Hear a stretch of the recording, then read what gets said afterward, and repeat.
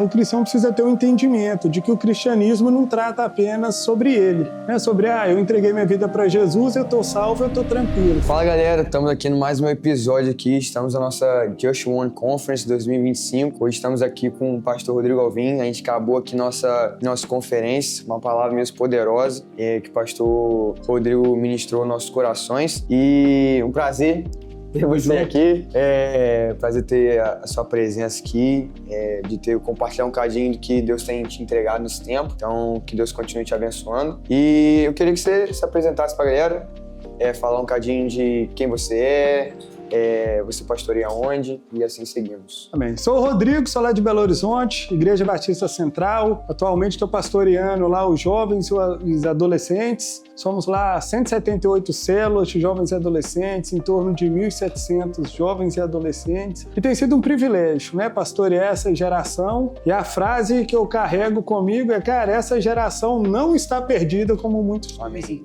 Eu creio nessa geração, eu creio no avivamento vindo do meio dos jovens, e esse mundão que está perdido aí fora só revela para nós que as pessoas têm fome e sede de algo que elas não sabem, que é Jesus Cristo. E nós que carregamos essa mensagem poderosa temos um chamado de Deus, levar essa mensagem até eles. Então eu creio, nos próximos anos veremos um avivamento gigante no meio dos jovens e dos adolescentes, com um grande número de salvação. Amém, glória a Deus, acreditamos nisso também, pastor. A gente está na nossa conferência, como eu disse, e a gente está tratando um bocadinho sobre o tema Maranata. Maranata é um clamor na Bíblia, onde fala mesmo da volta de Jesus, da nossa esperança, né? Que é Ele reinar com poder e glória sobre essa terra.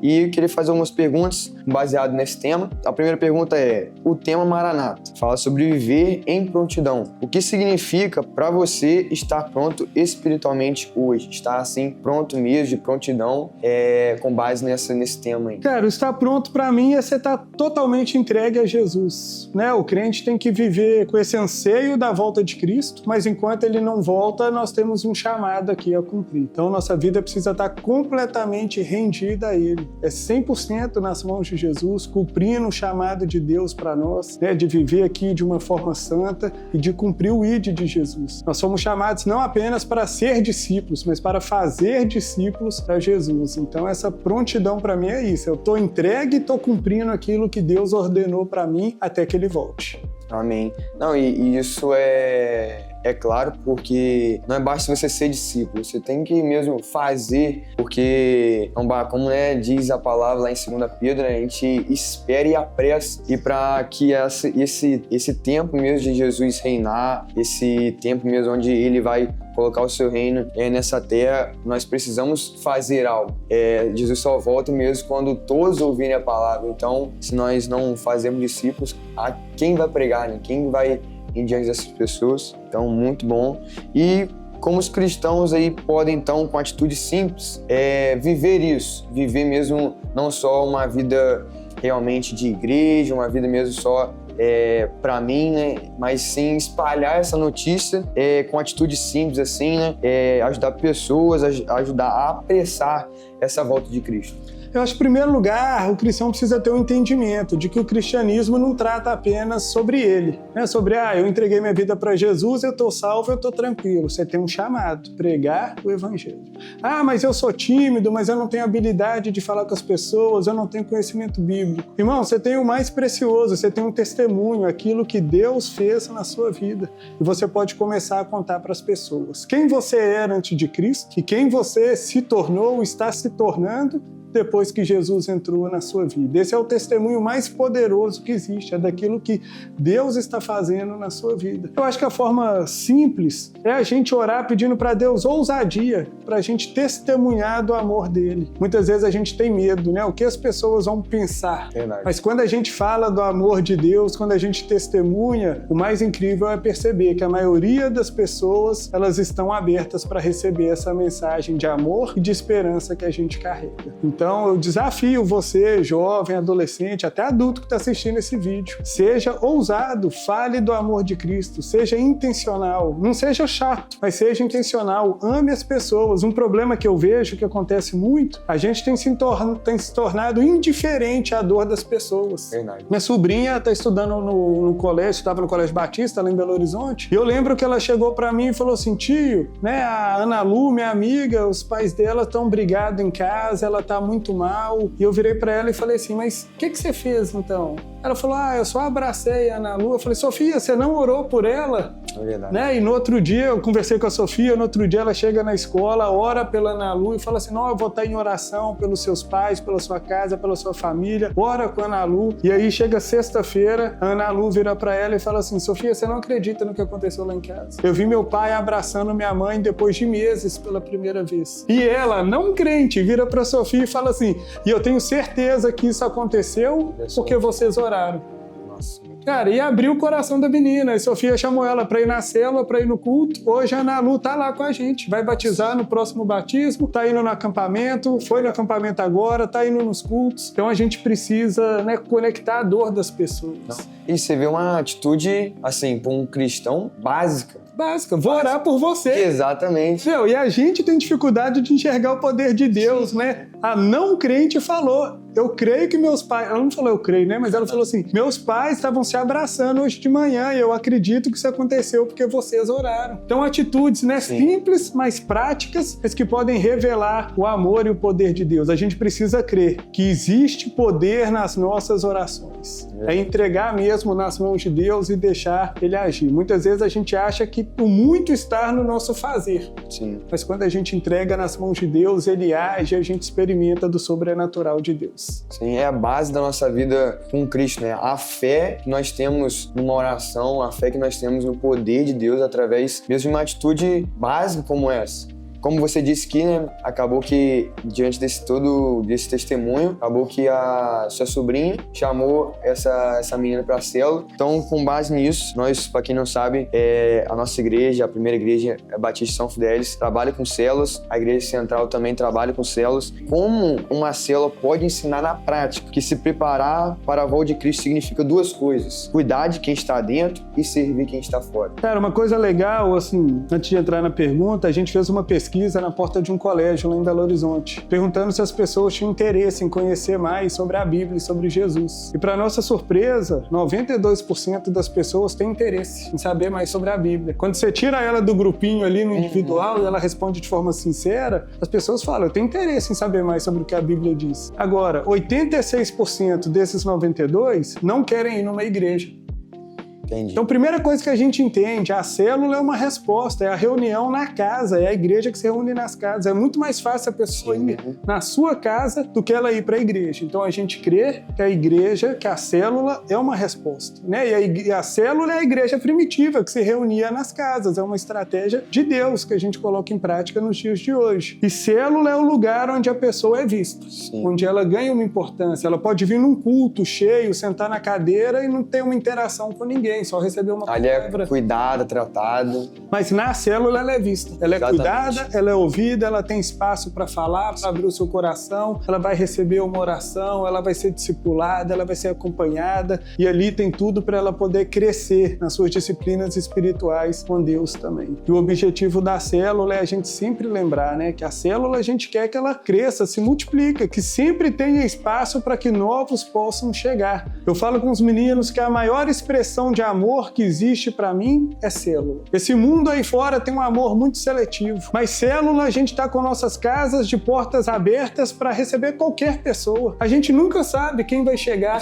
né? Somos abertos a receber todas as pessoas, de todas as religiões, mas a gente diz uma coisa, aqui nós cremos na palavra de Deus e ela é a base com a qual a gente trabalha. Amém. Mas isso é amor, a gente está aberto a receber qualquer tipo de pessoa. Sim.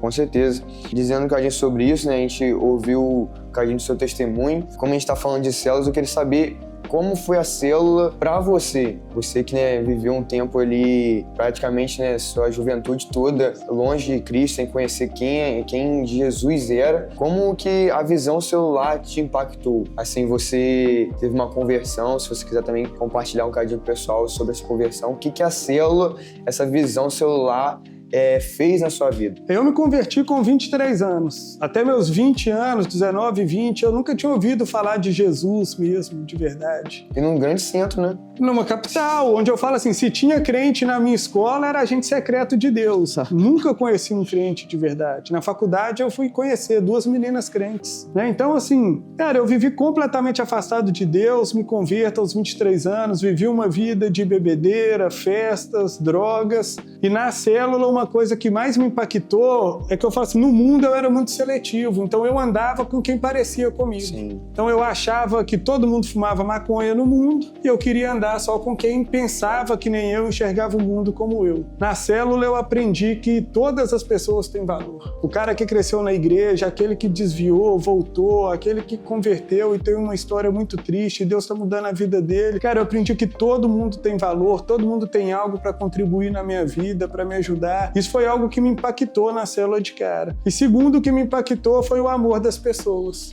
Eu lembro que logo no começo da minha caminhada cristã, eu tropecei algumas vezes. Eu lembro que ia ter uma formatura dos amigos meus e no fundo eu sabia que eu não devia ir.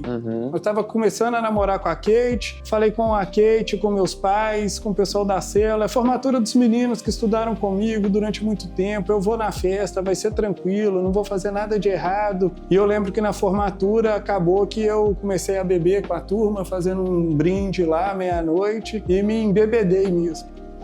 Né? Isso foi numa quinta-feira, glória a Deus. Você deu? Não, glória a Deus que eu tinha célula sexta. Sim, verdade. Vacilei, falei que não ia beber, a turma foi fazer um brinde meia-noite, botaram um copo de uísque na minha mão, cara, bastou o primeiro. Eu comecei a beber. E no outro dia acordei com aquela ressaca, né? Ressaca e ressaca moral, de ter que encarar meus pais, minha namorada, meus amigos e contar que eu fiz bobagem. Mas eu lembro que eu cheguei na célula e nem teve o lanche primeiro. Eu já cheguei, entreguei lá minha esfirra pros meninos e já falei, galera, fiz bobagem ontem. E o mais legal foi que a turma me abraçou.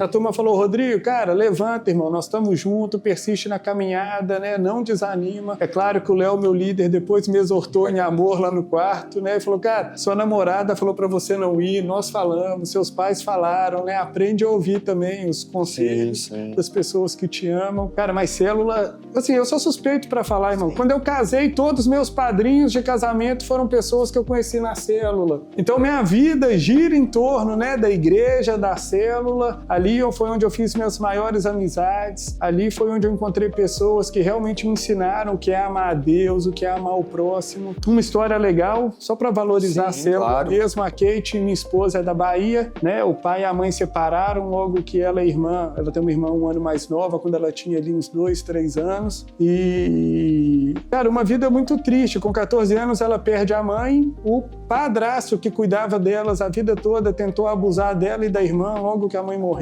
O pai que vivia no interior, que tinha visto as meninas umas 3 vezes na vida, vem cuidar delas. Então, assim, uma vida muito estranha, muito ruim. O relacionamento com o pai delas também não era legal. Kate muda para Belo Horizonte para estudar para medicina e o pai dela fazendo um esforço para manter ela ali. Mas um dia o pai liga e fala, Kate, eu não tenho dinheiro mais para te manter aí. A irmã dela tinha casado, tinha ido para São Paulo e a Kate se viu numa enrascada de...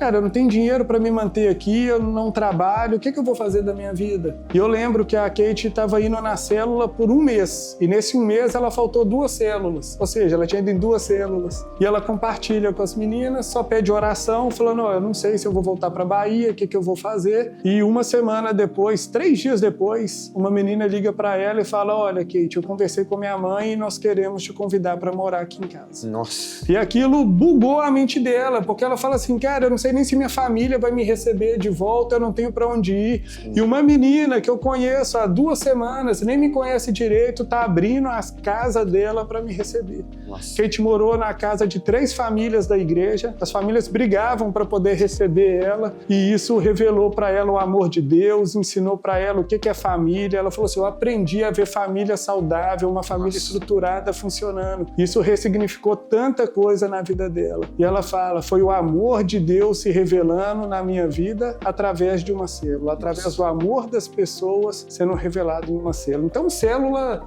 permeia a minha vida, sou suspeito. Não, célula é uma benção mesmo. Nossos líderes mesmo são fruto de célula, né? Nossos líderes viviam uma vida mesmo bem complicada em questão espiritual, né? Mas a célula alcançou eles e hoje eles são líderes excelentes. Mas você vê mesmo como a célula tem um apoio. Você contou um testemunho aqui que você deu uma brecha, caiu, e no outro dia logo era a célula e você não deixou de ir. Você não deixou de ir, reconheceu o seu erro e ali pessoas mesmo cuidaram de você.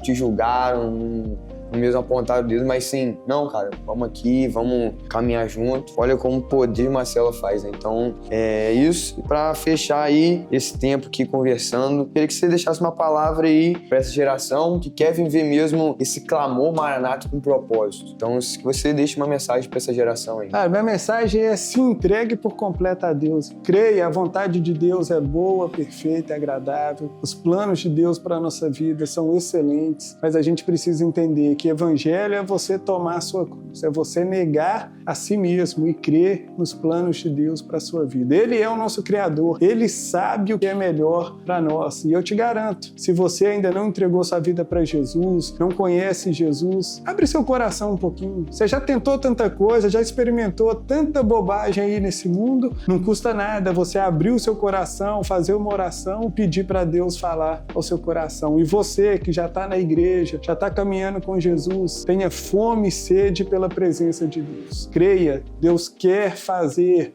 grandes coisas na sua vida e através de você. Enquanto Ele não volta, nós vamos prosseguir aqui, cumprindo o chamado de Deus para nós, de levar o nome dele aos quatro cantos dessa terra. Amém. Pastorzão, obrigadão.